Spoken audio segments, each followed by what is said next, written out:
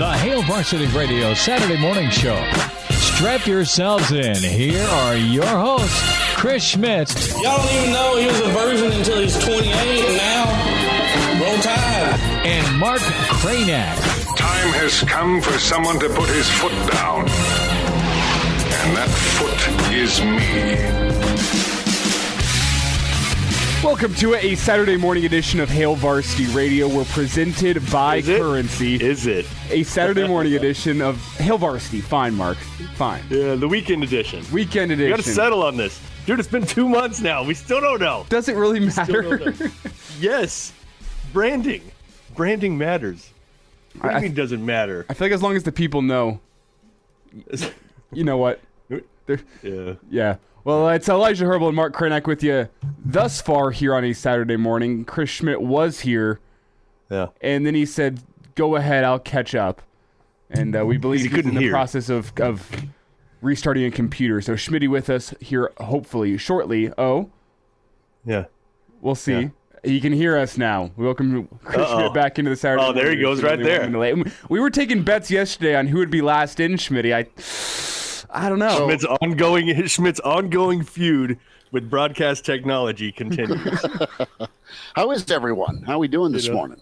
Hey, we're doing all right, man. Doing all right. I love the link that you sent yesterday of, oh God, what was it? I'm trying to think of how it was worded. It was it's when you realize that we have gone completely ridiculous with lists in this country. The Big Ten rankings of rosters by the total weight in terms of gallons of milk. So that one, see, this tells you that's not even the ridiculous one. Was it you that sent the one, or did I stumble into it? The one that was, how did it go? It was just like programs facing varying degrees of pressure. Oh, did yeah, you see that yeah. one? Brady Altman's tweeted that out last night. I'm like, can you be any less specific with your list? Well, yeah. It was varying degrees. They're all facing varying degrees of pressure. In no particular order. National. Right. It was a 24/7 national list. Yeah, and pressure.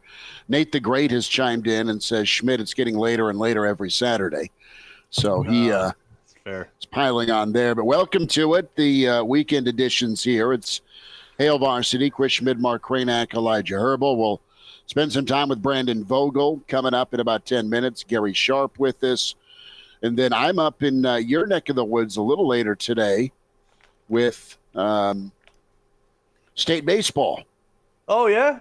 Yeah. How they doing? They play Gretna, so that's never fun. Yeah. And Gretna's growing. Yeah. They have Gretna, and they play at 1 o'clock. We're in Bennington. So okay, it's not quite a trip to South Dakota, but it's going to feel like it. Yeah. Yeah. Getting that far north. I know. Bennington's also a growing metropolis. See, Omaha can't grow too much further west, right? No, because you're going to run smack dab into Fremont, right? Right. Or the river or something. So it's growing south and north. I don't know. There's some geography stuff that's getting in the way. No, but it's growing south and north and then building back on itself. Bennington has exploded. I mean, that wasn't even a thing. Like, nobody talked about Bennington like 15 years ago even. Mm-hmm. And now they're, So good luck to Junior. That's good, man. That's good. And then baseball's and then baseball's over. When baseball's over, it's like a new life. For anybody that's involved in baseball life, it is way different. Once the season, like all of a sudden you have all this free time. You're like, what do I do? I don't even know what to do with myself. Well, all three of us, I have essentially wrapped up my umpiring for the year. Mark, I believe you've wrapped up your baseball. Schmitty's on what is likely his last weekend. Like, it's crazy. We get ourselves 2 weeks and then fall camp, or 1 weekend after Schmitty returns from Big Ten Media Days, then we're right back into the grind of fall camp. So it's here. We are new for a week. Let's get into this pressure discussion. It's interesting. And I think that there's so much self-pressure by this staff that they want to get off on the right foot and perform and do well. They've also done a good job of getting what Nebraska is.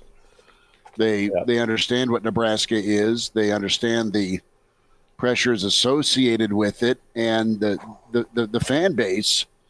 And as a fan base, the patience is a bit exhausted over the years, over the resets, over the tries, the hope.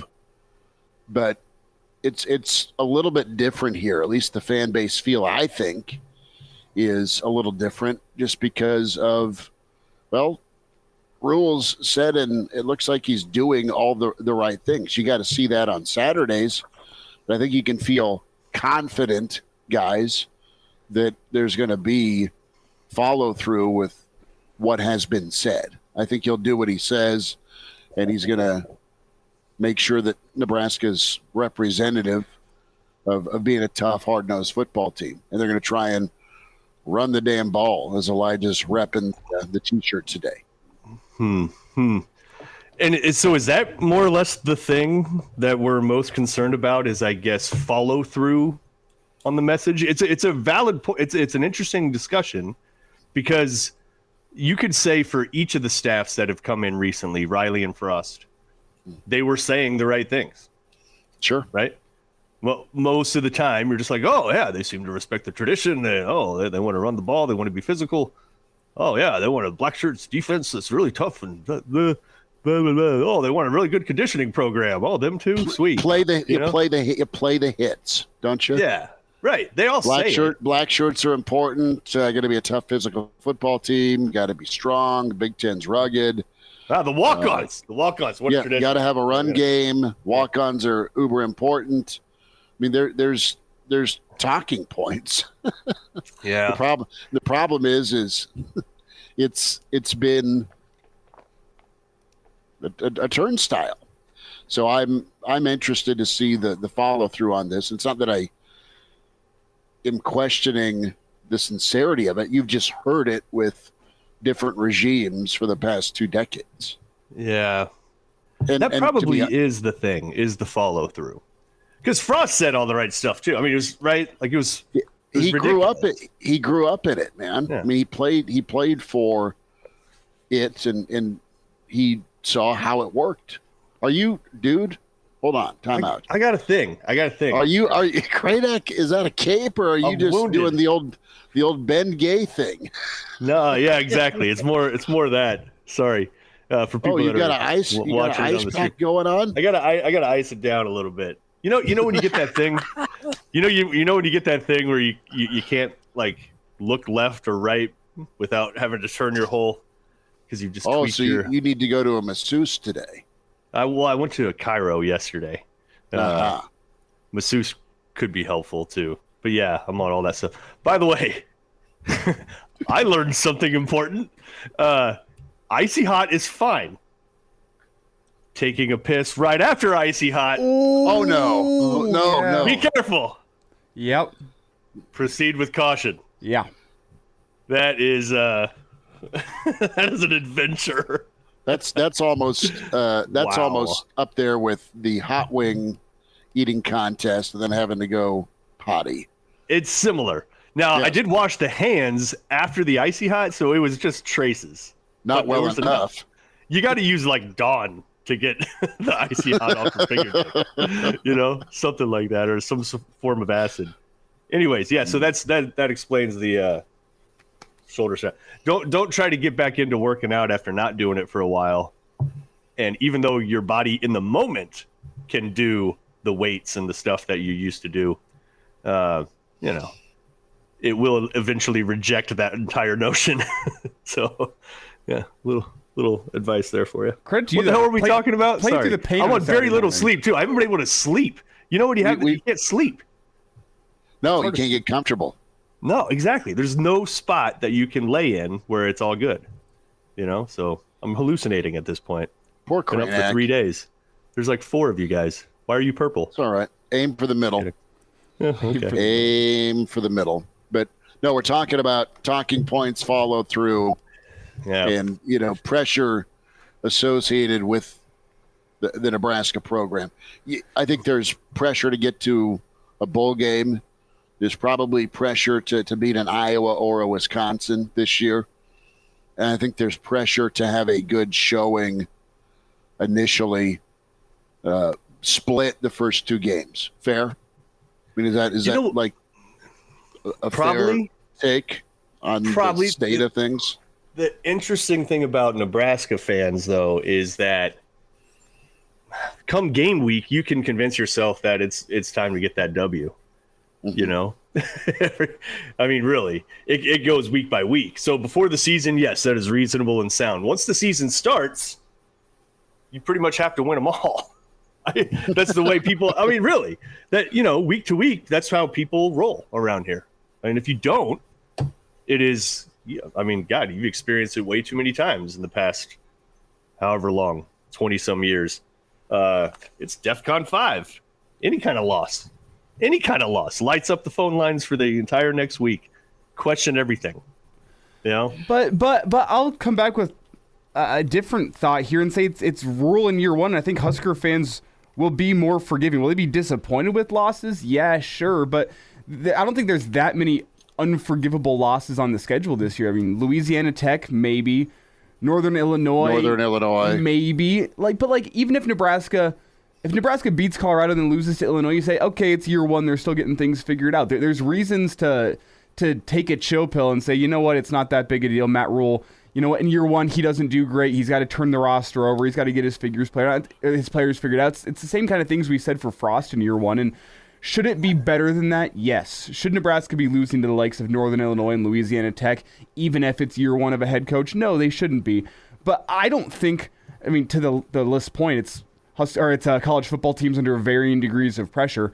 I'd put Nebraska near the bottom of that list with everything we've seen in terms of how much pressure's on this Husker football program. Is there pressure in terms of, this football team needs to look like they practiced with more contact? Yes. They look like they're building towards something more physical, more like what we saw in the late 90s. Yeah, sure. But if the results aren't there in year one, I don't think there's all that much pressure because Husker fans will sit back and say, you know what? We've seen Matt Rhule in year one. We know he's not good in year one, but we know year 2, year 3, he's going to really get something going. That's what his history shows us, and I think that takes some pressure off of Rhule in Nebraska in year one. I know, it's Nebraska. You expect more, but fans are going to show up for Matt Rhule in year one either way. If they start the year 0-6 a la Scott Frost, maybe that changes, but something tells me with what we've seen thus far in the kind of talent influx that we've seen coming to Nebraska, I don't think 0-6 to start the season's in the cards.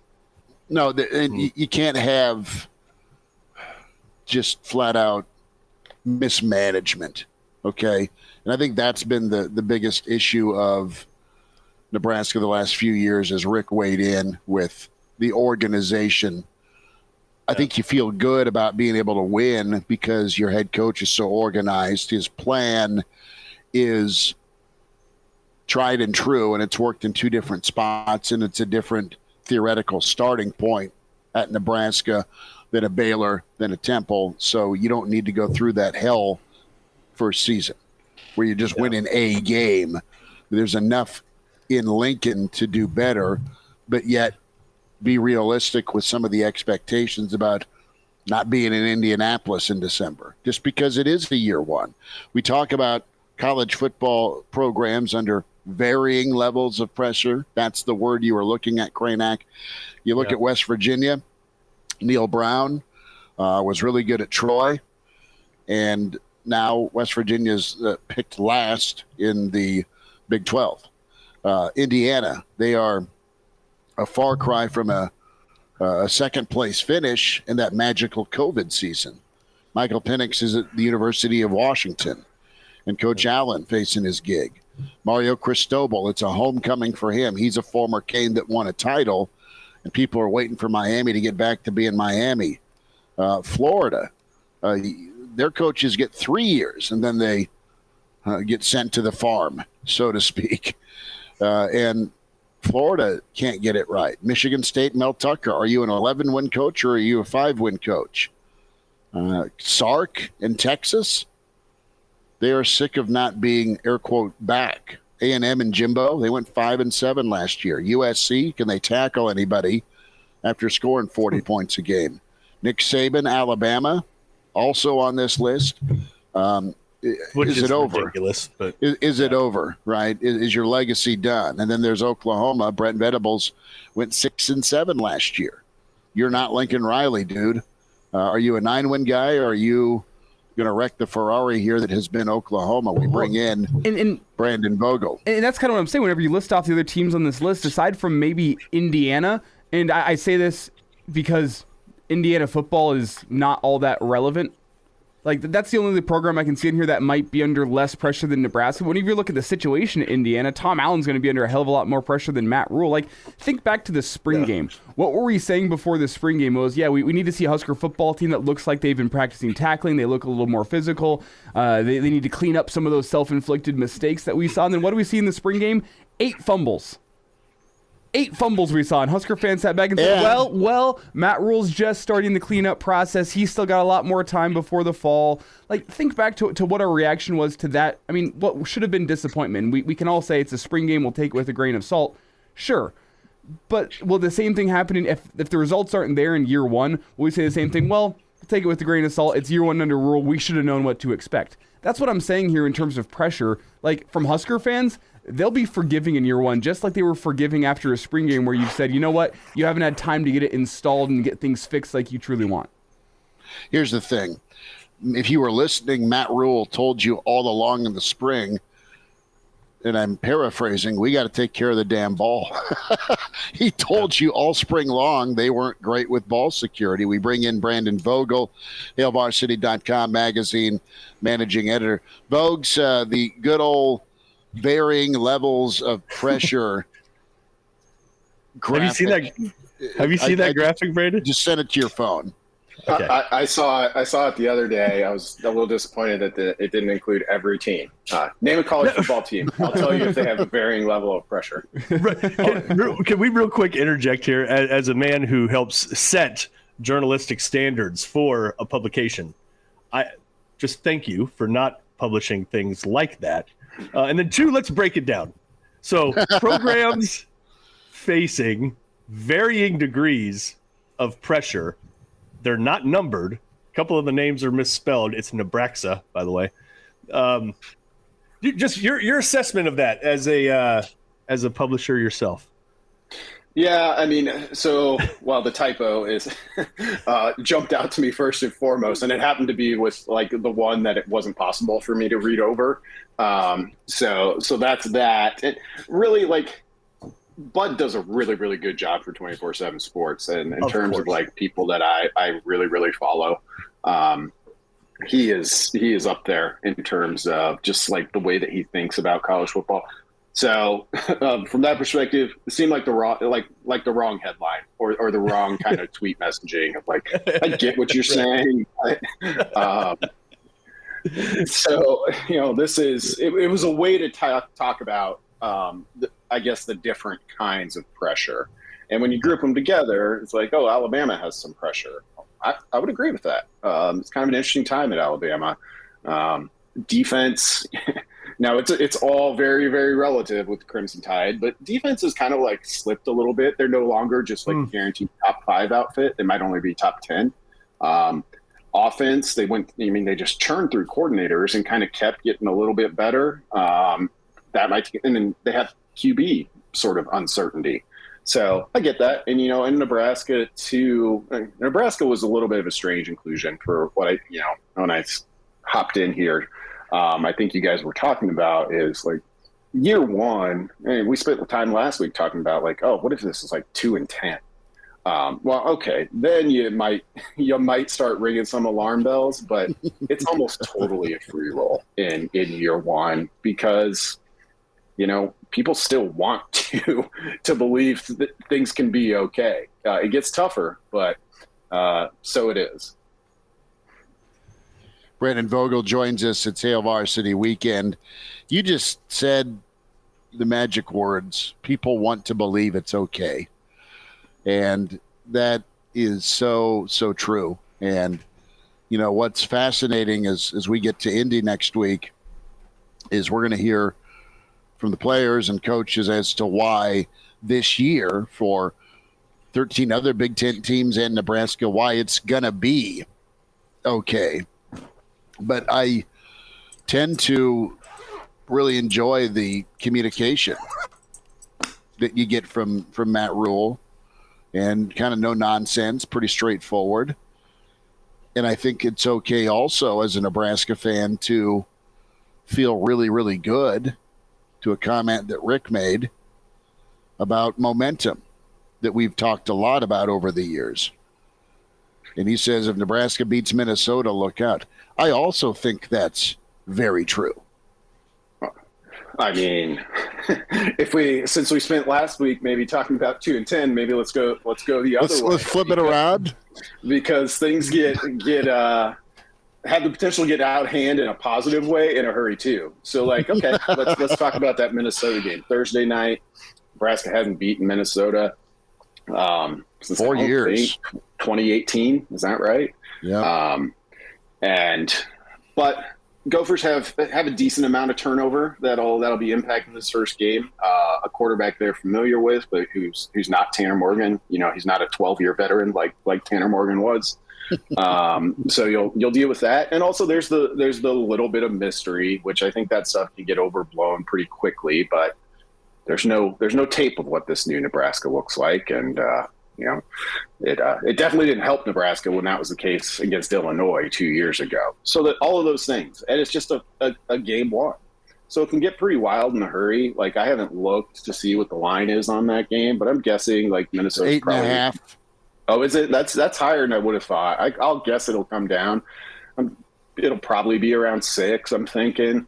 But still, anytime you're in that touchdown range, you're close enough to okay, Minnesota wins that straight up probably 55% of the time. So find a way, get a couple of breaks, however it happens, win that one. Then you got a big kind of intriguing showdown at Colorado. If anybody feels like they know what Colorado is going to be in 2023, let me know. I haven't been able to figure it out. Win that one, then you come back to kind of the two games where I look at that September, I'm like, these are the two you have to have. And Nebraska will be favored in both of those games. So you could be, I'm not saying this will happen, but it's not outside the realm. Say it out loud. Say it. That you're 4-0 to start, and all of a sudden you're number 23 in that next AP poll, and people are like, wow, look at Matt Rhule. Already getting it going. And here comes Michigan. Yep. Here comes Michigan at night for that breakthrough big win. Now, Brandon, do you think it's hyperbole to say if the Minnesota game goes your way that Nebraska could be in contention for a Big Ten West crown? I know it's crazy to say because it's the first game of the year and you're only 1-0 should you beat Minnesota, but you start looking ahead on the schedule. If you're good enough to beat Minnesota, realistically, you're probably good enough to beat Northwestern. You're probably good enough to beat Purdue. You're probably good enough to beat Michigan State. Illinois might still be a toss-up. We're not quite sure what the Illini are going to be after losing a lot of talent last year, but you also never want to bet against Brett Bielema. But you look at that and you say, man, Nebraska, once November rolls around, they could be in contention to make some noise in the Big Ten West all off of one game. I don't think it's crazy to say. I don't think it's too far to say, because what we've seen from Nebraska in the past couple of years and what we've seen from Minnesota in the past couple of years is that winning that first game and getting through Minnesota, I should say, really does provide a litmus test to show, you know what, Nebraska could be a player in the Big Ten West this season. Yeah, I think it might be moderately crazy. I'm not ready to get there quite yet, but I see where you're going. I'm just kind of the nature that, unless we're talking about teams at the very, very top of college football. So if Georgia comes out, and I don't know who Georgia opens with, but say they just look out of sorts, disorganized, that would really raise some red flags for me. But for the bulk of college football that's somewhere in the middle, I just have a hard time taking too much from week one. I think back to another game in Minneapolis, 2019. That Minnesota team had to survive South Dakota State, and it was lucky to do so. And I remember the conversation after that was don't have to worry about Minnesota this year. The Minnesota team went 11-2, and they, even their two games after that, I know they played Georgia Southern. I'm forgetting the third one. but didn't look all that crisp and good there. But that was a team that in week 1 was not what it was going to be in week 11. So I always kind of leave a lot of room for that. So if Nebraska wins at Minnesota, if it gets blown out, it'll be like another data point.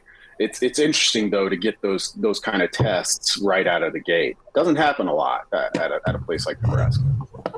Brandon Vogel with us from Hail Varsity Radio, or the weekend edition, or the podcast. How's your neck? It's not great, man. It's not great. Brandon, I was saying, like, careful getting back into working out. You know, when you're like, mentally, you can still do all the stuff that you always did, but your body ends up rejecting it a day or two later. Thank you. Anyway. I will do that. I was thinking about getting back into working out, but now I won't. Don't do it. Not worth it. Tell them about the icy hot warning. That was the best part of the morning. Yeah, that was the other thing. It was the first time I've used icy hot. I've never used it before. Don't go to the bathroom right afterwards. Don't do that. There's another well-known sports media personality on TNT, I believe. His name's Shaquille O'Neal, who gets paid for this kind of product placement. So you should look into this. I should absolutely do that. Hey, I'm curious. A couple months ago when we were, or even just a little over a month ago, when we were talking about previews of upcoming opponents for Nebraska. And zeroing in on Colorado and what they were doing with their roster, and Dion with this almost myopic view on, oh, don't worry, players are coming. They're coming. We're getting all these dudes, and it's going to be awesome. And then you just kind of looked at the transfer portal and what's available, right? Now, how have they – I have not kept up well enough. I don't know if you have. How have they rounded out their roster? Does it appear like they can field a team – that can compete at a decent level, or are they in pretty rough shape when it comes to just overall roster construction right now? Well, they're going to have enough guys. They're not going to have to drop to 8-man. So that seems positive. I honestly haven't kept as close an eye on it over the past month. But I also think some of that is like a lot of Colorado's moves prior to that point kind of came across my desk, so to speak, in terms of just like being out there on Twitter or reading college football sites and be like, oh yeah, Colorado got this guy, they got that guy. Haven't seen a bunch of those lately either. Mm-hmm. So, I mean, we've talked about it a bunch. I think the question is still like, they're going to have some really good skill players. Do you have the talent and depth on the line, which is really hard to build in one off season? So, I think this Colorado team, they've upgraded the roster, I believe, because last year's roster was not where it needed to be. I feel pretty safe in saying that.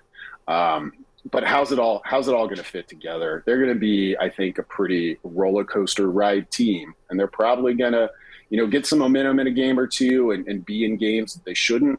They're also probably going to lose a couple they shouldn't. And, I think if you do that and end up at, say, 5 wins, which may not be what Colorado fans are thinking, I think that would be a pretty big success.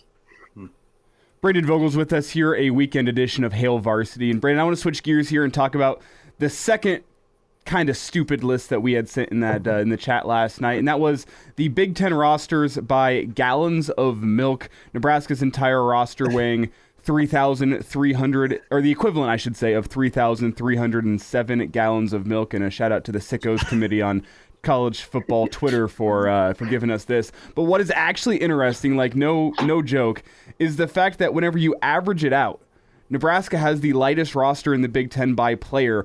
Their average player weighing the equivalent of 26.04 gallons of milk, which puts them behind Maryland at 26.14. Nebraska in dead last there. And this was actually a little bit shocking to me, like all jokes aside, that Nebraska, by player, is the lightest roster in the Big Ten. Brandon, what's your reaction to that?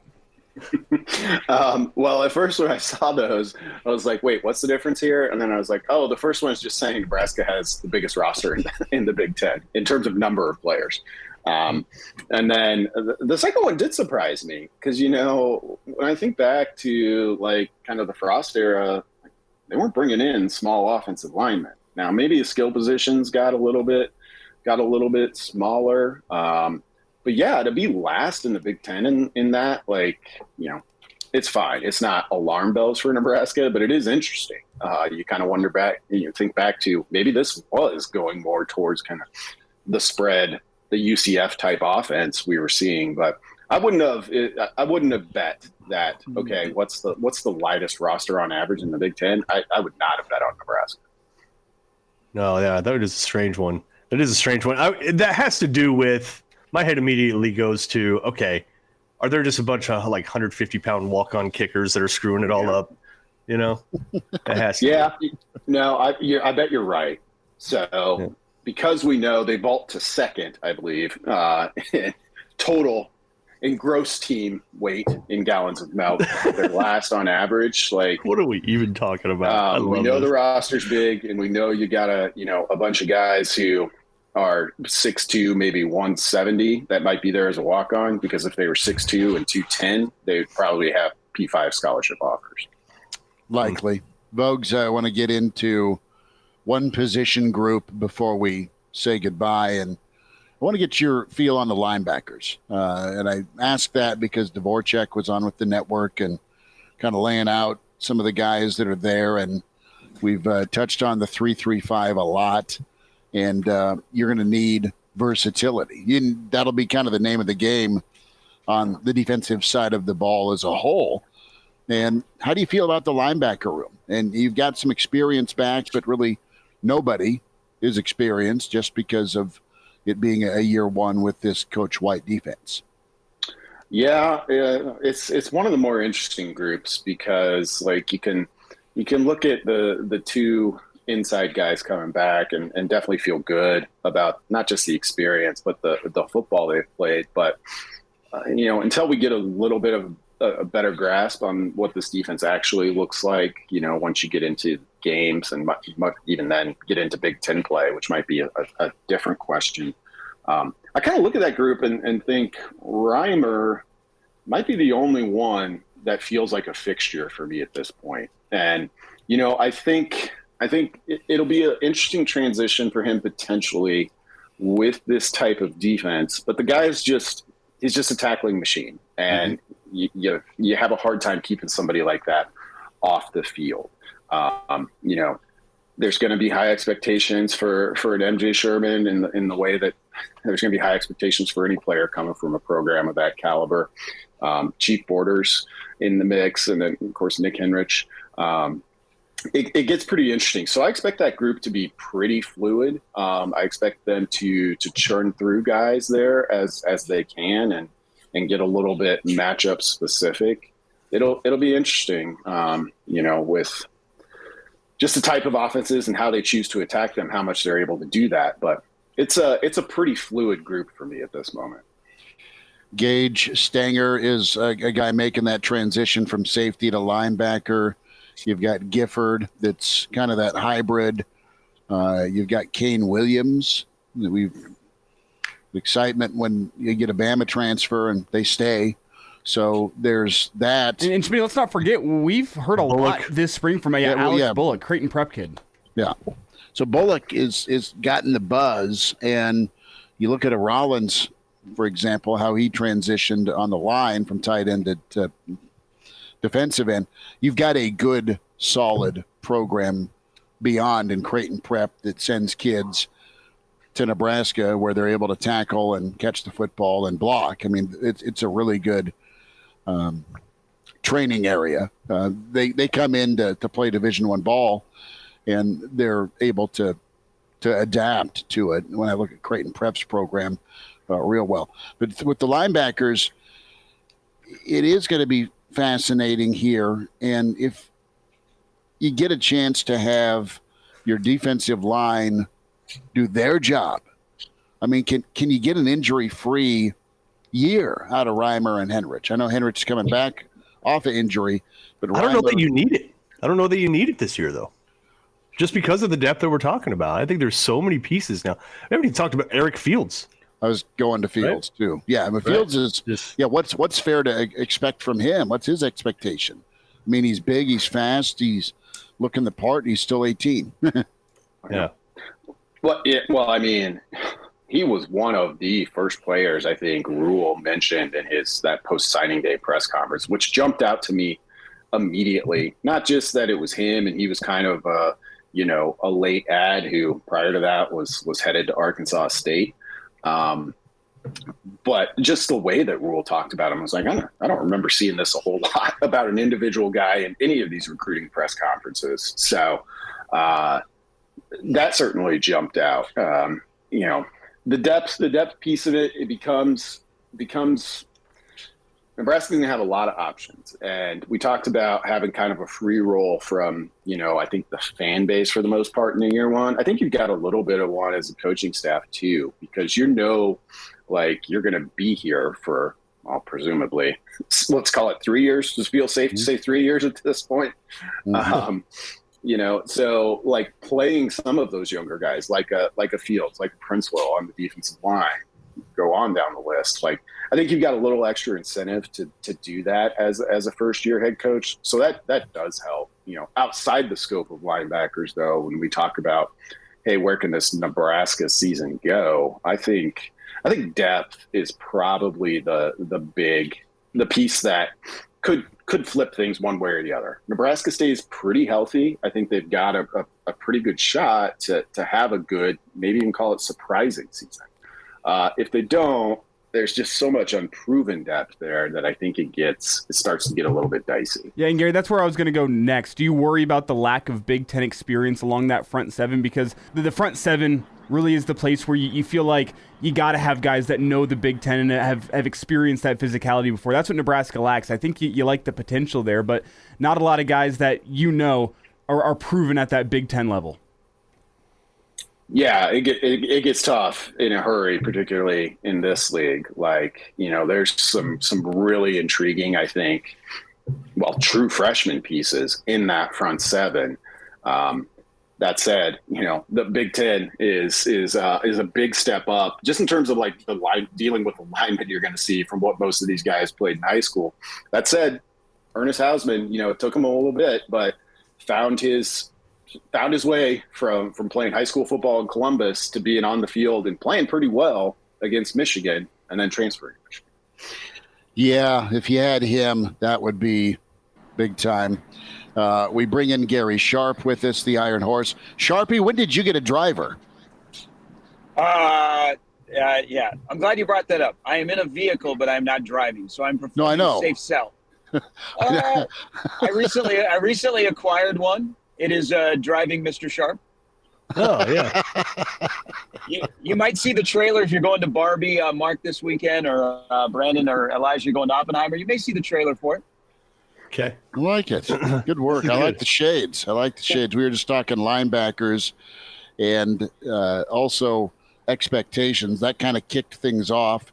Just so you're fully caught up, Sharpie, Kraynak has jacked his right shoulder because he started working out again.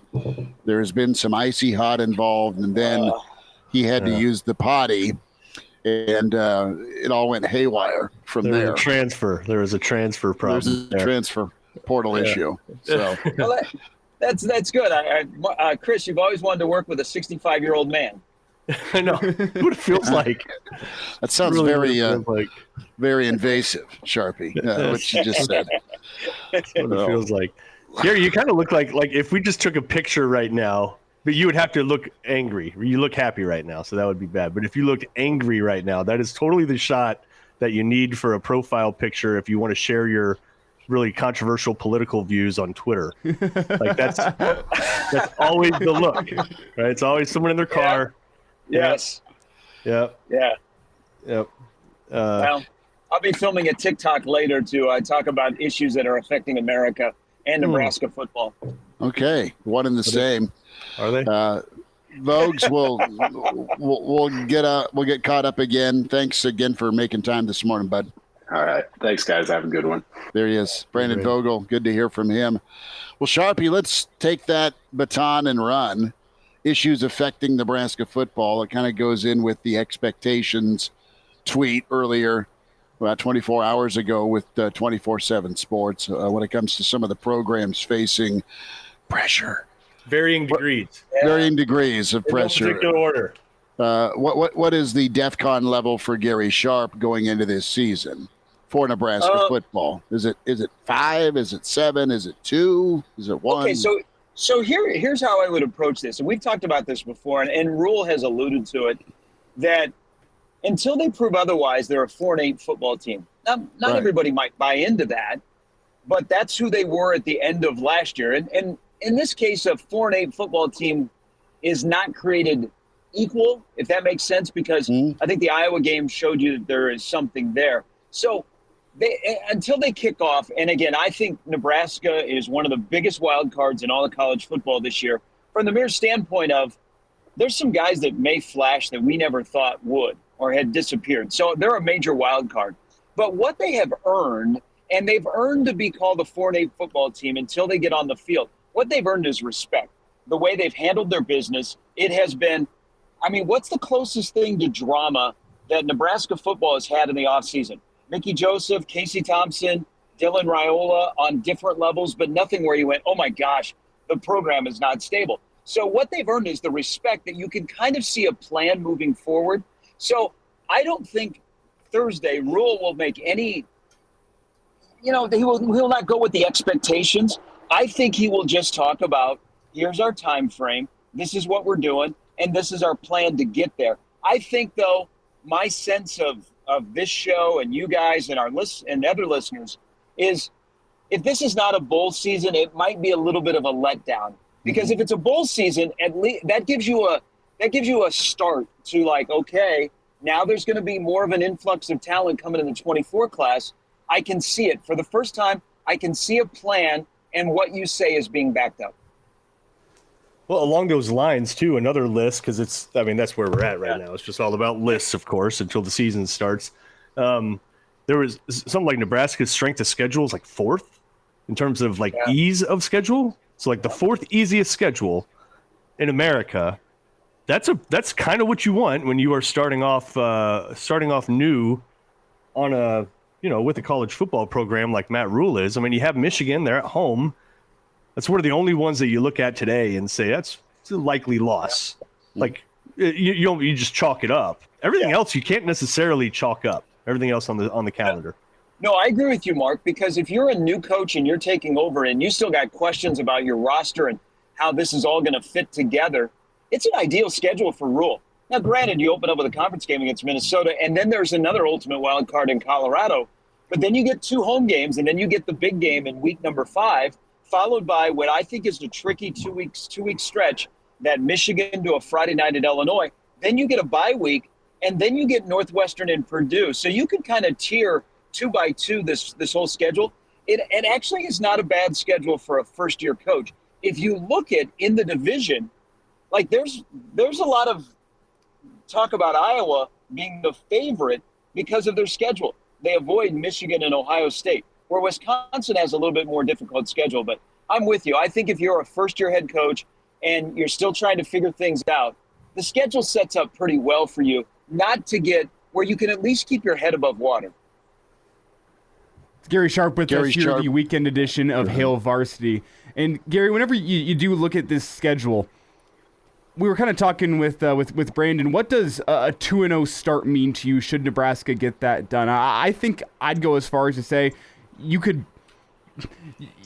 wouldn't be crazy to say Nebraska, if they start 2-0, could be in contention for the Big Ten West crown. And I don't think that's crazy to say, just based on the fact of what you've seen from Minnesota, traditionally a well-coached football team. PJ Fleck has, aside from his first year, always put at least a decent football team on the field. And whenever I look at that, if you can beat Minnesota, and then you can beat the weirdness that's going to be Colorado, you're not really going to know what to expect from them, despite the fact that they played TCU the week before. If you can get through those 2 battles, I think Nebraska could be in contention for a Big Ten West. Am I crazy to say that? I'm telling you, Elijah, if that is true, people around Nebraska are waking up on September 10th, and they are fully husked. And that home game at night against Northern Illinois is off the chart. What it would tell me, if Nebraska is 2-0 and starting on the road, that would tell me that Matt Rhule mentally has this program in a really good spot, that they believe in what they're doing. They believe in their bodies. They've got some good pieces, and they've gone on the road and won 2 games in 2 completely different atmospheres. A gold out in 6 weeks, and then the hype of the Colorado game. that mentally this team is ready to fight. And if you get that knocked out right away before you ever start dealing with the X's and O's and the talent, man, that says a lot about where your program would be. I think right now we'd all take a split, but there is something to be said if you could start 1-0, because that's a division game, that's in your conference, and it's also a program that has beaten you, that probably you're going to mimic a lot of what makes Minnesota special under Fleck in terms of effort and power football and just determination. That's also going to show that, okay, that's what you're doing. But being 2-0, there'll be a lot of people talking, because then you know what happens, guys. We do this around here. Oh, my God, Nebraska's 4-0 getting ready to play Michigan in a primetime game on September 30th. Yeah. And by the way, you look at it in the Big Ten West with how open it is, 4 of the 7 programs under new leadership, right? Yep. New head coaches. And that's for a conference that's noted for its stability, that's a different sort of year. Really different sort of year. It's something that you're absolutely right about the Big Ten. It had stability, and now all of a sudden you look at the programs that have new head coaches are places where they've been really kind of the most stable since Nebraska came in. Purdue had a little change with Hazel, but to Jeff Brom, and then from Paul Chryst at Wisconsin to complete opposite in Luke Fickell. That is the thing. But there's also, along with new head coaches, guys, because Nebraska is going to be able to they're going to have a short window to take advantage of. There's new coordinators. So people don't know exactly what to expect. Like we talked a lot about Wisconsin's offense, but if you ask PJ Fleck today what he expects out of Nebraska's defense, he'll be like, well, we played against Syracuse last year, but Tony White wasn't there. I mean, there's that part of coaches are really going to have to dig in. They've had to dig into the offseason. They're going to have to really be good with the film, because there's going to be new ideas and new concepts that are going to be in the Big Ten West this year. Gary Sharp joining us here as Sharpie has a driver, not the one in wherever he is traveling to here this weekend. It's a wonderful, again, kind of profile shot there if you're watching us here on the stream. I want to get into something Elijah and I chatted about early this week. Kraynak, you get your take. What's a good production number for you for Jeff Sims when it comes to rushing and passing touchdowns? Combination. You mean a specific number? What's a good range? You can either give me. I said 38. That's probably a little high, but I'm talking rushing touchdowns and passing touchdowns combined. And I believe I set my own personal over-under at 29.5. I think 30 is a number that if he gets there, Nebraska's in a very, very good spot. Yeah, 25 throwing, 10 rushing, I would feel good about. Do you think? I think that's doable, don't you? Or is that just super high for a year really one? High. I think he in particular, Sims is going to. I don't know this. The prediction's sure to go wrong, but I'm just talking in terms of skill set and from what I understand the offensive approach to be. I think in the red zone, Sims is going to be tough to deal with. Yep. I think you get him in the red zone, all bets are off, because I don't think they're going to be running him a lot. So I think teams are going to kind of go to sleep to him, on him in the run game, and then in the red zone, spread him out. He'll have room to run. He's big. He's hard to bring down. I don't know. I can see them being productive in the red zone this year. I think 8 rushing touchdowns, 21 passing touchdowns would be a good number. But I will tell you guys, I think the most important number that Jeff Sims has this season is at least 11, and that would be the number of games started. Nebraska hasn't had a guy start every single game at quarterback since Tanner Lee. Now, they're not going to utilize Jeff Sims like they did with Adrian, where Adrian is more likely to get dinged up. But think about that. We're going into the 6th year since Nebraska's had a guy at quarterback start all 12 games. That was Tanner Lee. If Jeff Sims, who has not been able to do this at Georgia Tech, if Jeff Sims gives you at least 11 starts, man, you're feeling really, really good. It has nothing to do with Harburg or Purdy. It's just, if I got my guy, I want my guy out there on every single Saturday. Well, he's going to have. It's interesting. When you think about the receiving core for Nebraska, you're not necessarily blown away by it, right? But when you have a new quarterback coming in, he is going to have 3 bona fide, veteran, dependable receivers at his disposal. Garcia Castaneda, I think is on that list. Marcus Washington's on that list. And, of course, Billy Kemp is on that list. So you have 3 dudes that know what's up, that will help stabilize the position. If not, I don't think either of those 3 are huge game breakers necessarily, but they're solid, dependable. You know where they're going to be. They know what they're doing. I think that's just going to ease his onboarding so damn much. And then if you get a bonus out of like a Xavier Betts, all of a sudden he's got some legitimate target. And what about a Malachi Coleman? Is he able to just get on the field right away and provide that kind of freakish deep threat that every school wants? I don't know. I feel like he's just going to have options out there with dudes that know how to settle into a zone and get open. Hey, let me turn this back to the rest of you guys, because I agree with you, Mark. Let's look at the wide receiver room. Who do you think is the best player in that wide receiver room now, and do you think they will be the best wide receiver after the Iowa game? I think the best receiver right now is Kemp, based on what he did at Virginia. Yep. And I think if Nebraska is going to have a season that you can smile about, like, wow, that was kind of a nice surprise. Let's go pipe dream here for a second. Say, wow, look at Bo's first year in 08. They ended up 9-4 after a tough start. That was a good finish. You beat Clemson, right? That made you happy as a Nebraska fan. If they have a similar year one, I think you're, oh my God, look at the future for this guy. I think Betts is that guy that goes off, steadily builds, and then, man, he comes into his own by the end of the season.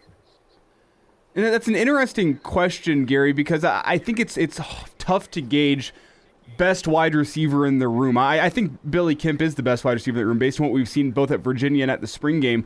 But will he be the most productive wide receiver at the end of the year? That then gets questionable to me because I think a lot of teams are going to go look at the game plan and say they're going to circle Billy Kemp on offense and say this is the guy that we're not going to let beat us with these underneath routes on RPOs. And does a guy like that open up the run game? Potentially. Does it open up the deep threat of Betts? Potentially. It's tough for me to say he's not going to be the best, but I can get behind what Schmidt says. I don't think he's going to be the most productive wide receiver come the end of the year because I think Big Ten teams are going to see it. And this is a lofty comparison. It's just the first name that comes to mind, like Rondale Moore at Purdue. Were you going to stop him? No, but you knew if you wanted to slow down that Purdue offense, that was the number one guy you had to take care of. And is that the number one guy in Nebraska's offense? I don't know, but the number one guy in Nebraska's passing attack for sure. Billy Kemp is your outlet guy. He's the guy that you would want on your flag football team. Just be like, hey, you're in the backfield and just, when it breaks down, we're going to dump it off to you, right? Like, that's what he is. He's going to be a high volume, probably low yards per catch type. He'll keep the chains moving, right? It's almost like a run game. He'll get you just a few yards here and there, and he might get a few deep ones. But if you can develop a Betts or a Coleman, because that's what those dudes are about when they're at their peak, when they know what they're doing, those are your deep threats. Those are the guys that are gonna take that offense to an entirely different level if they're able to actually put on the field the reason why you recruited them. Sharpie, what do you think? I agree. I think this is an interesting conversation, and I agree with what you guys are saying, especially about Billy Kemp because of past history. Don't overlook Marcus Washington. There's a lot of guys that are like, whoa, Marcus Washington last year had a really good year. But remember, Trey Palmer, and rightfully so, was the main focus. But Marcus Washington, he picked and chose his spots. But at the end of the year, and buy his stock, and don't hesitate this time, Z-Man's going to be a dude. I think Xavier Betts is going to blow up, finally. I think Xavier Betts will be more consistent. He will be a guy who punches the clock every single Saturday. And as a result, that will be a huge benefit for Nebraska. I think at the end of the year, Xavier Betts will be the best wide receiver in that room, and that is a huge, huge boost for Nebraska. Yeah, Gary, that changes the calculus entirely. Yeah. Because ability-wise, you would have to say Betts is probably top 10 in the conference right now. Yep. Like, pure ability. Wow.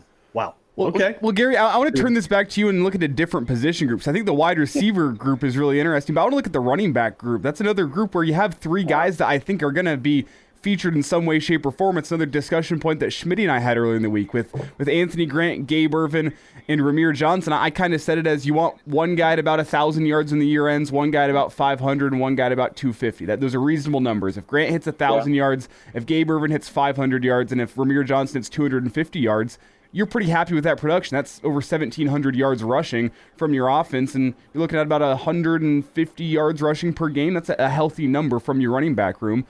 But I think we are assuming right now Grant's going to be your number one guy against Minnesota, and Gabe Ervin's going to be featured there as well. But do you think that is the case, and do you think that's going to be the case for the remainder of the year?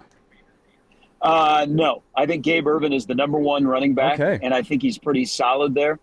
I don't know. This You're grinning. This is me maybe reading into it. I'm not sure how much fascination there is with Anthony Grant. Okay. Currently. I mean, I think we like Anthony Grant. I think E.J. Barthel didn't like what he saw at Anthony Grant at the end of the year. Anthony Grant's going to have to be the technique running back, more technically sound. They're all in on Gabe Ervin. I think they have made that from day one. And now he'll be, 2 years from the knee injury. It's a good room because they're going to need Anthony Grant. I mean, they're going to need Anthony Grant to ring the bell. But I think Ervin is the number one guy. The wild card is, and we talk about him a lot, guys, is pure and simple, is Ramir Johnson. Elijah, you were mentioning numbers about 250. Maybe the number for Ramir Johnson is how many touches is he going to get per game? Because we went 2 years ago when he was used in a way that we all thought that's how Ramir Johnson should be. Great speed, can catch the ball, can run the ball. You can line him up at different spots. And then last year, guys, he had 20 touches. He went from, 120 touches to whatever he had last year, which he was on the milk carton, and he also battled some injuries. So I think the third guy in that room is how many average touches per game does Ramir Johnson get? But I think, in my opinion, I could be off. Maybe I'm reading it wrong. I think Gabe Ervin is a solid number one. And I think Gabe Ervin they're going to feature him like a big time running back and use the phrase, he's our bell cow. No, Ervin is somebody that they like. It was a detail thing. I think maybe it was ESPN's story this spring on where you put your water bottle, right? And just a little detail thing that Gabe Ervin, all right, when they're lifting weights, said, all right, everybody put their water bottle, doing what the coach has asked. It's who cares where your bottle's at, but it's a buy-in little thing detail. And with Ervin, I mean, they love what they've got in him. And I think you're right about Grant. I think they want Grant to prove to them that he's going to invest in knowing what's going on versus just trying to freelance. And I think that, to your point, was something that probably worried the incoming staff, or at least Barthel, with, all right, there were holes there up the middle, and you were jump cutting, trying to do it all on your own. You can't be wild that way. Yeah. Yeah, let me ask you guys, because I'm sensing this, and it's okay, is 2 years ago, all four of us probably really went, wow, Gabe Ervin, there you go. That's a freshman from Atlanta. He looks really good. Unfortunately, got hurt against Oklahoma, and that was a severe knee injury. Then last year, the way they used guys from game to game was just a mystery. But what do you think if people are hesitant on Gabe Ervin, why do you think they're a little bit hesitant to put him in the number one spot? Well, because he hasn't put it on the field. He just hasn't. And you usually see that. Go back to Rex Burkhead, go back to Amir Abdullah. The dudes that are dudes flash right away. And they're dudes. Same with the cat that just transferred. I can't think of his name, the guy that got hurt. A.J. Allen. A.J. Allen. Right? Like, you just see it right away. With Ervin, I just haven't seen a play where I'm like, oh, wow, that's what he brings to the table. I just see a guy that's kind of playing the position, to be honest. So I think that's probably why. But I bet you got to see more of him. I bet you, to Chris's point, though, he's great in practice. Probably never misses a workout. He's probably great in all. Like, he does all the things right to put himself in that position, and maybe that will eventually lead to more production. But in terms of actual production, he hasn't showed it yet. We have seen Grant, right? We've seen Grant hit the home run against Northwestern. He has NFL tools. He has NFL tools. Knock out a Rutgers DB on the sideline. Yeah. I mean, there's explosiveness in the athleticism I see with Grant, but you just haven't seen him really trust the line. I can't wait to see the line in the running game actually mesh up and help one another. Yep. I mean, that's got to be exciting if you're a Nebraska fan, if it can get to that point. It needs to. Well, exciting or not, the fact that you would have the left hand talking to the right hand for the first time in a while on offense, where, okay, we're going to run the football because we trust the offensive line, or, vice versa. That's what I'm looking forward to is, okay, this makes sense. That's going back to something we were talking about earlier about expectations. I want to watch the game in 6 weeks and go, okay, that makes sense. What they were trying to do, like we talk about pet plays, one play leading to another, and a build-up instead of just a complete hodgepodge. I finally at least hope that when you're running a series of plays, or in a first down to get a second down to eventually get another first down, is they all make sense along the way, instead of, okay, what do we do now? Like, there's a plan where we got this offensive line, let's use them. We got a running back, let's use him, run between the holes. That's what, it would be refreshing to see that at Minnesota, that, okay, maybe you only get 2 or 3 yards, but at least they're trying, and you can see that what the eventual end game is. And maybe that benefits a guy like Grant, who, to be honest, and Anthony Grant's got to learn how to be a running back. I agree with you, Mark. He can have NFL tools, but he's got to learn how to be that NFL-type running back where you hit the holes and your vision is better and you keep your head up. And you try and make guys miss in the open field, not always try and run them over. Maybe with a semblance of, hey, this is what we want, this is what we need, instead of, hey, it's just second down time for Anthony Grant. Maybe it'll benefit him as well. Gary Sharp with us. Sharpie, this is fun, brother. We'll get some shrimp cocktail in Indy. How's that sound? That'll be a lot of fun.